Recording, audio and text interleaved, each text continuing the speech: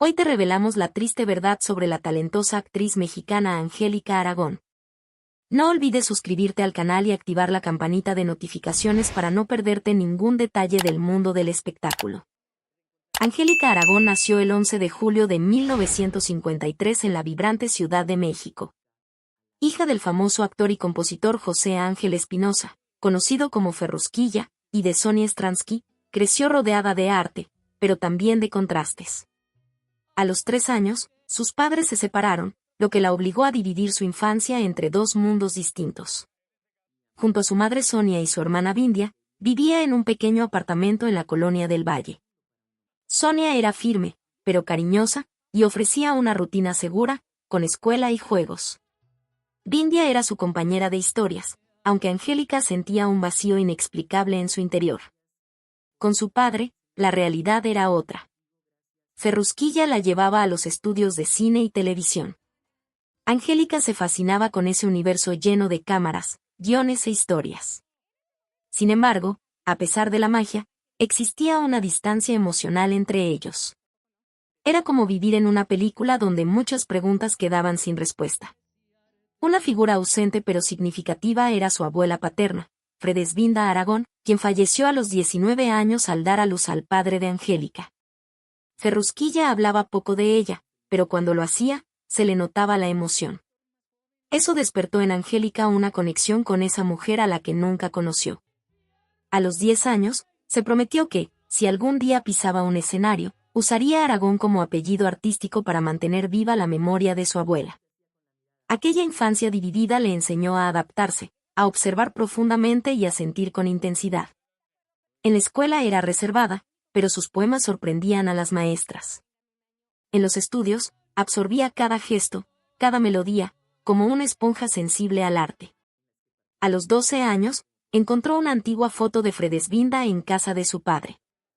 El retrato mostraba a una mujer con mirada soñadora y sonrisa tímida.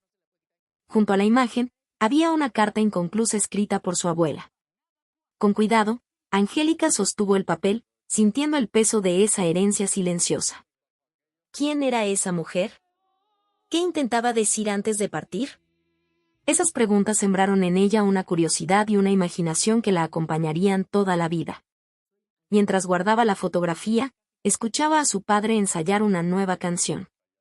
Y allí, entre el silencio y los sonidos, comprendía que su camino apenas comenzaba. En la adolescencia, soñaba con ser médica y estudiar en la Universidad Nacional Autónoma de México. Sin embargo, en 1971, una huelga interrumpió sus aspiraciones. Con el apoyo de su madre, decidió probar algo nuevo, se fue a Londres.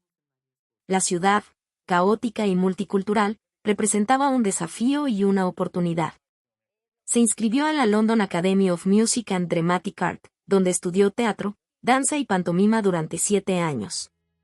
El curso era exigente y el dinero escaso. Para mantenerse, trabajó como cocinera, intérprete en hospitales y vendedora de perfumes, siempre compaginando el trabajo con los estudios.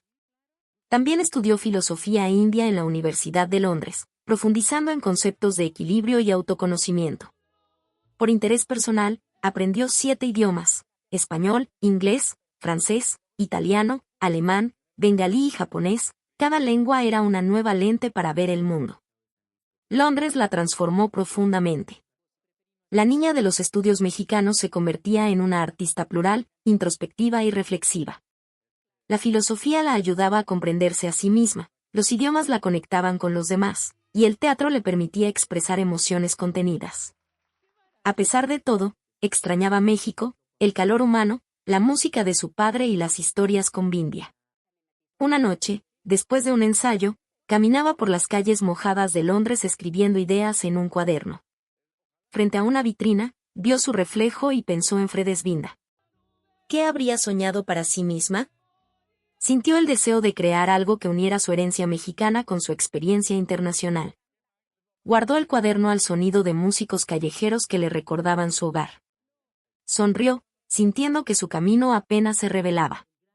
Durante una presentación en Lamba, conoció a Said, un músico indio de Calcuta, maestro de la cítara. La conexión fue inmediata.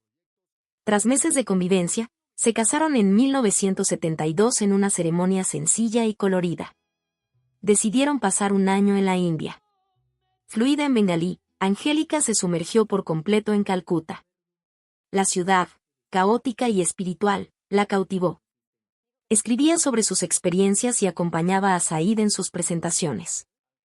Las historias locales resonaban con las de su abuela, despertando recuerdos y emociones. Pero la vida en la India también era dura. Extrañaba Londres y México. Said, profundamente arraigado a su cultura, no comprendía su nostalgia. En 1973, regresaron a México. La adaptación fue difícil. Said no dominaba el idioma y las diferencias culturales se acentuaron.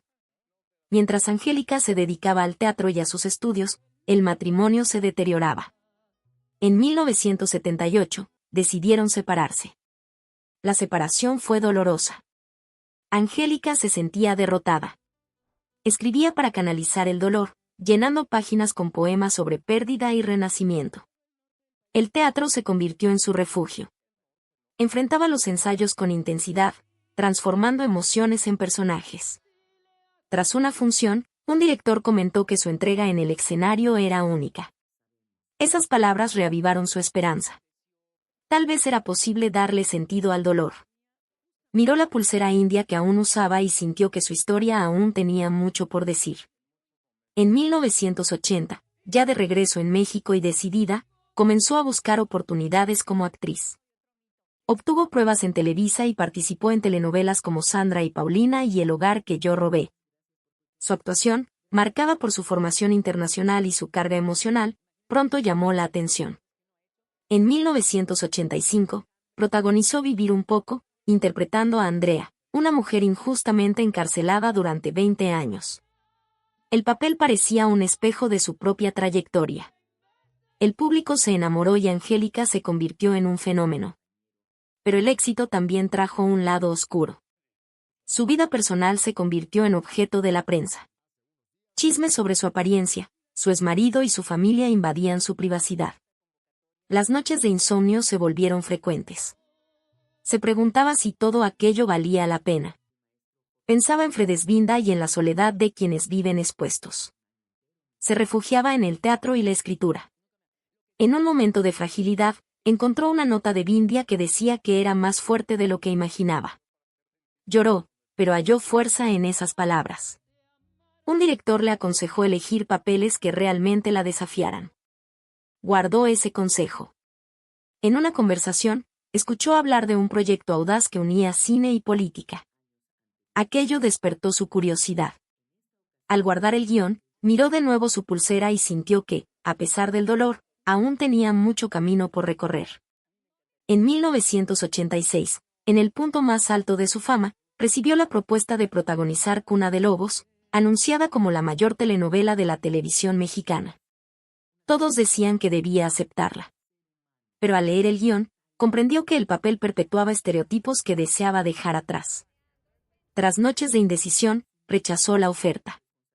Quería personajes que reflejaran su profundidad, que unieran su origen mexicano, su formación en Londres y la espiritualidad de la India. La decisión causó revuelo. La llamaron arrogante, la criticó la prensa, y algunas amistades se resintieron. El rechazo que enfrentó abrió caminos inesperados cuando un cineasta, conmovido por su valentía, la invitó a protagonizar una película independiente sobre una mujer que luchaba contra las desigualdades sociales. El proyecto era muy distinto a las telenovelas tradicionales. A pesar del ritmo exigente y del bajo presupuesto, Angélica se sentía plenamente viva. Cada escena representaba un paso hacia la artista que siempre quiso ser.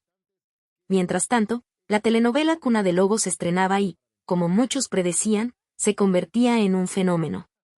Algunos decían que Angélica debía estar en esa producción, pero ella se mantenía firme, sin arrepentimientos.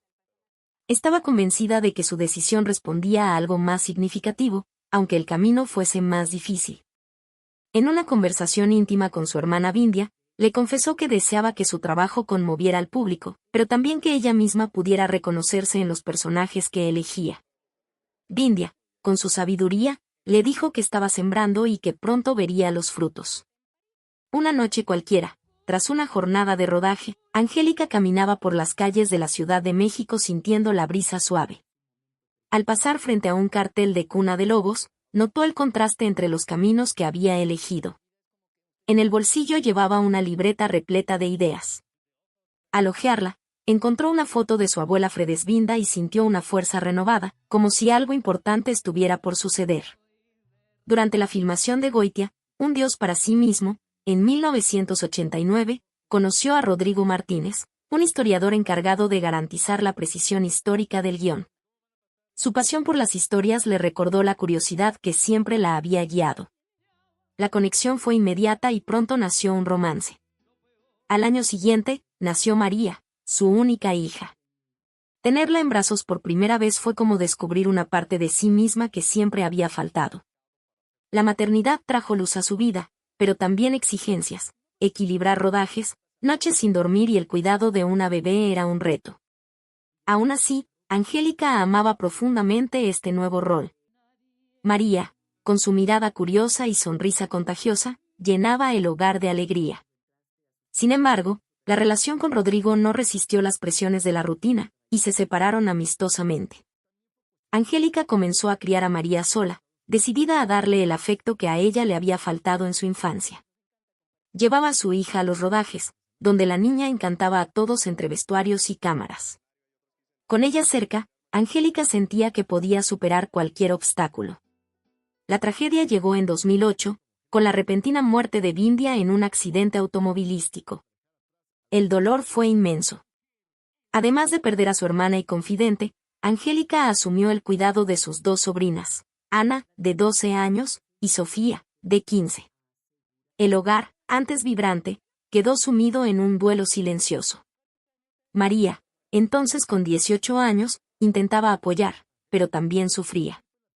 Las noches se llenaron de conversaciones, lágrimas y silencios compartidos. Angélica pensaba con frecuencia en Fredesvinda y se preguntaba cómo ella habría enfrentado tanto dolor. La escritura se volvió un refugio. Comenzó a registrar recuerdos de Bindia y les prometió a sus sobrinas que mantendría vivo el legado de su madre. La adaptación fue difícil. Ana era muy reservada, Sofía evitaba hablar, y María a veces se sentía fuera de lugar. Agotada, Angélica buscaba consuelo en el teatro, donde podía canalizar sus emociones. Un día, encontró un dibujo hecho por Ana donde las cuatro estaban tomadas de la mano. Lloró, pero también se fortaleció. Al ver la foto de Bindia en la repisa, comprendió que su misión como madre y tutora apenas comenzaba. El dolor del duelo, los desafíos familiares y la presión mediática dejaron huellas profundas. Por fuera, seguía siendo la actriz respetada y madre dedicada. Por dentro, enfrentaba un cansancio difícil de explicar. Comenzó a aislarse, pasaba días en silencio con sus libretas. Evitaba hablar de salud mental, un tema poco tratado entonces en México. Las pérdidas, el divorcio, la muerte de su hermana y la fama pesaban demasiado. Rechazaba invitaciones, se alejaba de amistades. María notaba su introspección y escuchaba de su madre que necesitaba reflexionar. Esos momentos de reclusión eran intentos por reencontrarse consigo misma, más allá de los personajes que interpretaba. En 2009, aceptó un papel en una obra sobre una mujer que enfrentaba sus propios demonios. Cada ensayo era una catarsis. Fuera del escenario, se involucraba cada vez más en el activismo social. Defendía los derechos de las mujeres, promovía la cultura mexicana y participaba en eventos transformadores. Eso le hacía sentir que su voz podía generar un cambio. Un día, vio a Sofía pintando un mural dedicado a la tía Bindia. La imagen la conmovió profundamente. Entendió en ese instante que su familia era su ancla. Decidió buscar ayuda y se abrió con un amigo terapeuta. No fue una solución inmediata, pero le ayudaba a dar sentido a sus emociones. El activismo fue ocupando más espacio en su vida. En una presentación pública, habló sobre la importancia de honrar las raíces mexicanas, evocando a Fredesvinda. Recibió cálidos aplausos, pero al regresar a casa, el silencio de la soledad persistía. Observó su pulsera india, recordando aquella enseñanza: la vida es equilibrio. Un día, escuchó a María cantar y sonrió, había esperanza, incluso en la oscuridad. En los años 90, Angélica consolidó su carrera en el cine. Tras el éxito de Cilantro y Perejil, demostró su talento en Sexo, Pudor y Lágrimas, y en 2002, alcanzó reconocimiento internacional con El crimen del padre Amaro.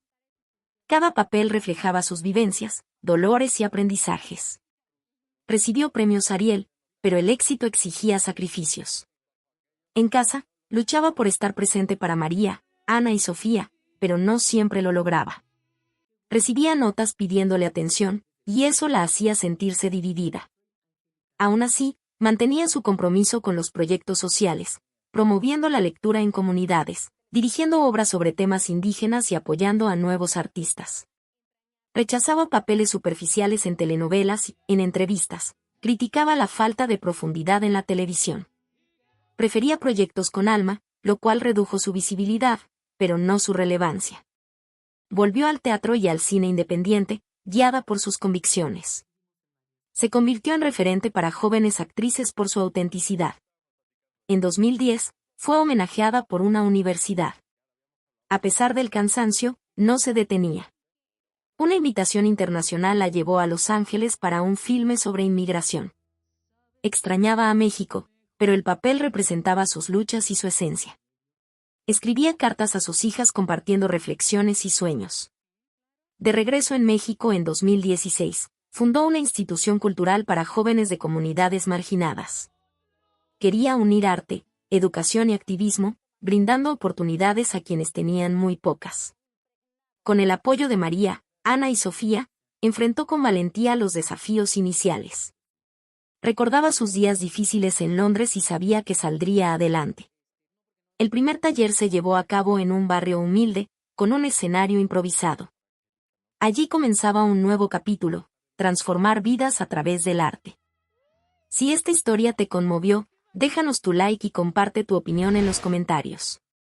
No olvides suscribirte al canal y activar la campanita para no perderte nuestros próximos videos. ¡Hasta la próxima!